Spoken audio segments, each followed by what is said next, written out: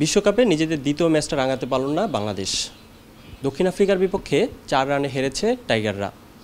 এই ম্যাচ নিয়ে আলোচনা করতে আমাদের সাথে এই মুহূর্তে আছেন ন্যাশনাল ক্রিকেটার নাঈম ইসলাম। সরাসরি তার সঙ্গে কথা বলবো। হ্যাঁ, কেমন আছেন?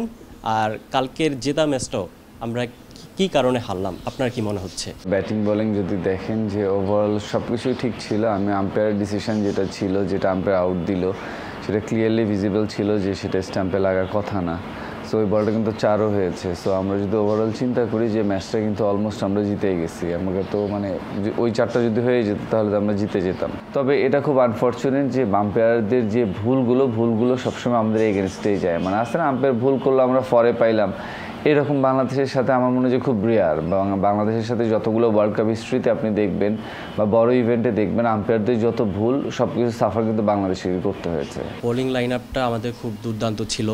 ব্যাটিংয়ের কিন্তু আমরা প্রথমে যে টপ অর্ডার নিয়ে সবসময় আলোচনা থাকে, সমালোচনা থাকে, সেই জিনিসটা আমরা কিছুটা হলেও এই ম্যাচেও দেখেছি। শান্ত সাকিব রান পাচ্ছে না, মোটেও ধীরগতির রান পাচ্ছে তারা। এই ব্যাপারটাকে আপনার কাছে কীরকম মনে হচ্ছে? নগদে 500 টাকা বা তার বেশি পেমেন্টে পেতে পারেন ঢাকায় জমিসহ 20 কোটি টাকার পুরস্কার।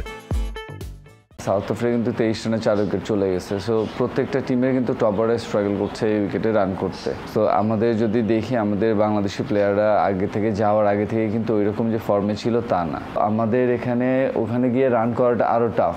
সো ওভারঅল মিলে যদি দেখেন যে হ্যাঁ, ওরা যদি রান করতে পারে, রানে ব্যাক করাটা টিমের জন্য খুবই ইম্পর্টেন্ট। বাট আমার মনে হয় যে ওদেরকে নিজেদেরকে এটা থেকে বের হতে হবে যে কি করলে আবার রানে ফিরতে পারবে। উইকেটটা নিয়ে সবচেয়ে বেশি আলোচনা ছিল এবারের নাসাউ কাউন্টি ক্রিকেট স্টেডিয়ামের উইকেটের সঙ্গে। আমরা দেখেছি আউটফিল্ডটাও খুব স্লো ছিল। সাউথ আফ্রিকার সাথে আমি যেটা বলতে চাই যে সাউথ আফ্রিকা এই ধরনের যদি বড় মাঠ হয়, আউটফিল্ড স্লো হয়, ওদের কিন্তু পাওয়ার হিটার অনেক।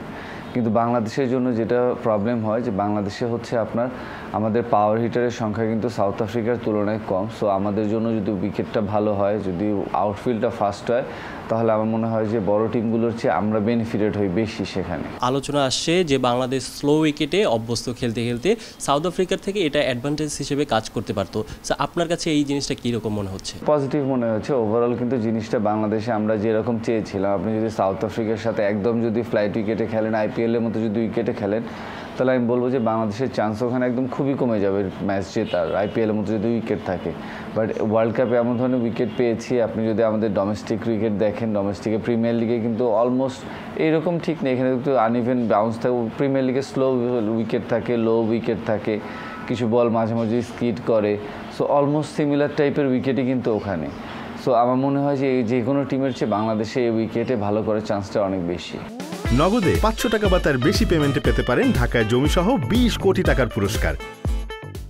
এবারের পারফরমেন্সের দিক থেকে আপনার কাছে সেরা কে মনে হচ্ছে বাংলাদেশের? সাকিবের কাছে আমাদের এক্সপেকটেশন অনেক হাই। সো আমি হোপফুলি যে সাকিব কামব্যাক করবে এবং বাংলাদেশের বেস্ট পারফর্মার হিসেবে ওয়ার্ল্ড কাপ থেকে ফিরবে। আমার এখন হৃদয়ের খেলা দেখছি। হৃদয় আমার মনে হয় এই মুহূর্তে বাংলাদেশ টিমে যদি সেরা ব্যাটার থাকে তাহলে আমারও হৃদয়ের কথা। দক্ষিণ আফ্রিকার বিপক্ষে আপনার আন্তর্জাতিক টি-20 ক্যারিয়ারে শুরু হয়েছে। সো ওই সময়টা আর এই সময়টা মধ্যে পার্থক্যটা কতটুকু মনে হচ্ছে? তখন মনে করেন আপনি যদি ক্রিকেটে টি-20 ক্রিকেটে 160+ করে ফেলতে পারতেন, আপনি অলমোস্ট ম্যাচে জিতে যাচ্ছেন, এই টাইপের খেলা হতো। আর এখন আমরা দেখি যে ক্রিকেট অনেক এগিয়েছে। সো আগের চেয়ে এখন আপনি 200 রান করে সেফ না, 200 রানও অনেক সময় চেঞ্জ হয়ে যাচ্ছে। সো ডিফারেন্স আমি যদি বলি, ডে বাই ডে ক্রিকেট অনেক এগিয়ে যাচ্ছে, অনেক অ্যাগ্রেসিভ খেলা হচ্ছে। আমার মনে হয় যে ক্রিকেটের জন্য ভালো, প্লেয়ারও ইমপ্রুভ করছে, ব্যাটারও ইমপ্রুভ করছে, বলারও ইমপ্রুভ করছে। ওভারঅল আমি যে ক্রিকেট আগের চেয়ে অনেক বেটার পজিশনে যাচ্ছে। পরবর্তী দুটো ম্যাচ নিয়ে আপনার বাংলাদেশ নিয়ে কী প্রত্যাশাটা রয়েছে? আমি খুবই হোপফুল যে বাংলাদেশ 2টা ম্যাচই ভালোভাবে জিততে পারবে এবং জিতে বাংলাদেশের গ্রাউন্ডে যাবে ইনশাআল্লাহ। কথা বলছিলাম নাঈম ভাইয়ের সাথে।